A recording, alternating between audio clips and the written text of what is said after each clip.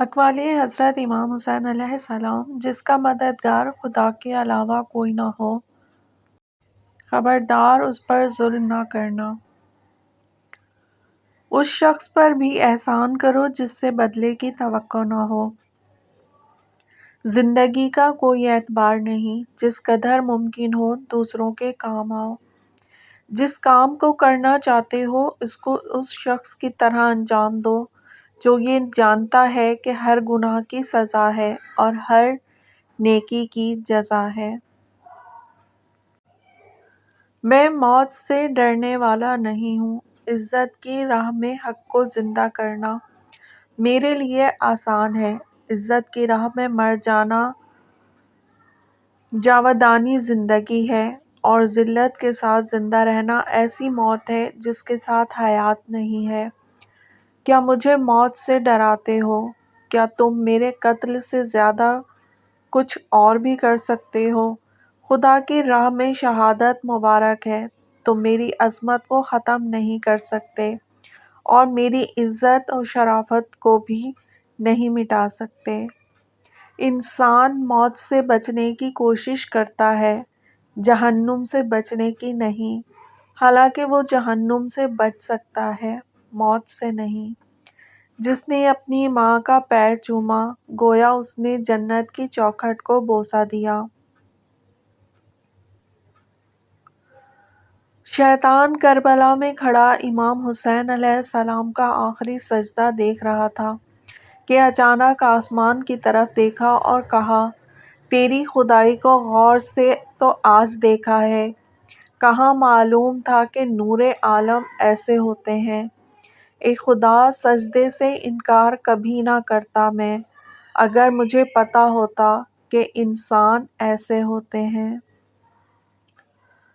جب تمہاری زندگی میں دو ایسے راستے آ جائیں کہ ظالم تمہیں گردن اٹھانے نہ دے اور دین تمہیں گردن جھکانے نہ دے، تو تیسرا راستہ گردن کٹانے کا راستہ ہے۔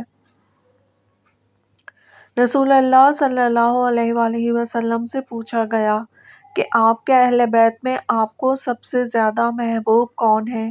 تو آپ صلی اللہ علیہ وآلہ وسلم نے فرمایا، حسن اور حسین۔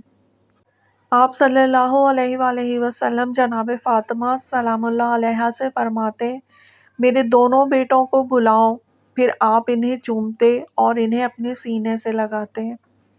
ایک مرتبہ کسی نے امام حسین علیہ السلام سے پوچھا کہ آپ نے اپنے نانا صلی اللہ علیہ وآلہ وسلم سے کوئی بات سنی ہو تو ہمیں بھی بتائیں۔ تو آپ علیہ السلام نے فرمایا، میں نے ان سے سنا کہ میرے نانا فرمایا، سچائی عزت ہے، جھوٹ ذلت ہے، رازداری امانت ہے، ہمسائیگی قرابت ہے، امداد دوستی ہے، عمل تجربہ ہے، اچھا اخلاق عبادت ہے، خاموشی زینت ہے، بخل تنگ دستی ہے، سخاوت دولت مندی ہے اور نرمی عقل مندی ہے۔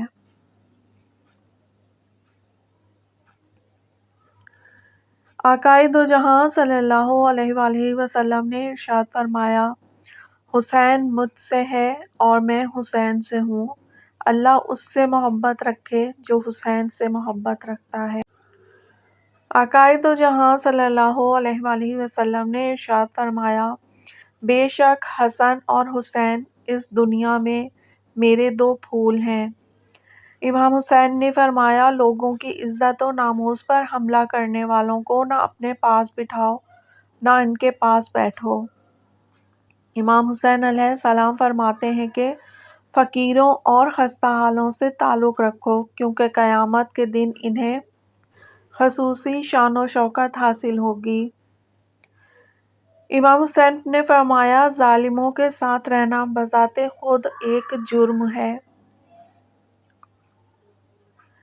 کبھی بھی حق بات کہنے سے مت گھبرانا، کیونکہ خدا کے سوا نہ تو کوئی زندگی کم کر سکتا ہے نہ کوئی رزق روک سکتا ہے۔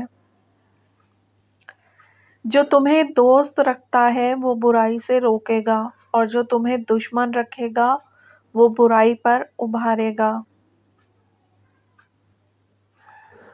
جب گھر میں گوشت بنا کر کھاؤ تو ہڈیوں کو مکمل صاف مت کیا کرو، کیونکہ اس میں جنات کا بھی حصہ ہوتا ہے۔ اگر ہڈیوں کو مکمل صاف کرو گے تو وہ تمہارے گھر سے اس سے قیمتی چیز لے کر جائیں گے۔ مولا علی مشکل کشا فرماتے ہیں کہ لوگوں سے وہی گفتگو کرو جسے وہ جانتے ہیں، جس چیز کو نہیں جانتے اس کی انہیں زحمت نہ دو۔ لوگوں کو ہمارا اور اپنا دشمن نہ بناؤ۔ ہمارا امر ولایت مشکل در مشکل ہے، جسے سوائے ملک مقرب یا نبی مرسل یا وہ بندہ جس کے قلب کا اللہ نے امتحان لے لیا ہو اور کوئی برداشت نہیں کر سکتا۔ رسول اللہ صلی اللہ علیہ وآلہ وسلم کا فرمان ہے کہ اس شخص کی ناک خاک آلود ہو، اس شخص کی ناک خاک آلود ہو، پھر اس کی ناک خاک آلود ہو۔ سوال ہوا، اے اللہ کے رسول صلی اللہ علیہ وسلم، وہ کون شخص ہے؟ آپ صلی اللہ علیہ وآلہ وسلم نے فرمایا، جس نے اپنے والدین کو یا ان میں سے کسی ایک کو بڑھاپے میں پایا اور ان کی خدمت کر کے جنت میں داخل نہیں ہو سکا۔ امام حسین علیہ السلام نے فرمایا، میں اپنے اہل و عیال کو کربلا کی قربان گاہ کی طرف لے جا رہا ہوں تاکہ امر بالمعروف و نہی عن المنکر، نیکی کا حکم دینا، برائی سے روکنا کے ذریعے دین کو زندہ کروں۔ حضرت امام علی علیہ السلام کا فرمان ہے کہ اونٹ کے کوہان میں چھری اتنا جلدی اثر نہیں کرتی جتنا جلدی رزق ان لوگوں کے پاس آتا ہے جو دوسروں کو کھانا کھلاتے ہیں۔ نماز کی فکر اپنے اوپر فرض کر لو، خدا کی قسم دنیا کی فکر سے آزاد ہو جاؤ گے اور کامیابی تمہارے قدم چومے گی۔ تہجد کے وقت اگر آنکھ کھلے تو سمجھ لو کہ بلاوا آسمان سے آیا ہے۔ اپنے بہترین وقت کو نماز میں وقف کرو، کیونکہ تمہارے سب کام تمہاری نماز کے بعد ہی قبول ہوں گے۔ نماز فجر کے وقت سوتے رہنے سے معاشرتی ہم آہنگی پر اثر پڑتا ہے، کیونکہ اجسام کائنات کی نیلگی طاقت سے محروم ہو جاتے ہیں، رزق میں کمی اور بے برکتی آ جاتی ہے، چہرہ بے رونق ہو جاتا ہے۔ لہٰذا مسلسل فجر قضا پڑھنے والا شخص بھی انہی لوگوں میں شامل ہے۔ اگر نماز پڑھنے والے کو علم ہو جائے کہ کیسی رحمتوں نے اسے گھیر رکھا ہے تو وہ کبھی سجدے سے سر نہ اٹھائے۔